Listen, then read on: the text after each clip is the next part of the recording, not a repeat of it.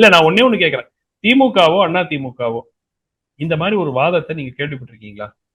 எல்லாம் அவர் தாங்க பண்ணாரு, நாங்க எங்களுக்கு அதுக்கும் ஒரு மூத்த தலைவராக இருந்தால் இன்ஃபேக்ட் அவங்க மூத்த தலைவர்கள் அவங்க பொறுப்பெடுத்துப்பாங்க. ஏன்னா அவங்களுக்கு எதிராக நடவடிக்கை எடுப்பது இன்னும் கடினம்ங்கிறதுனால அவங்க பொறுப்பெடுத்துக்கணும்.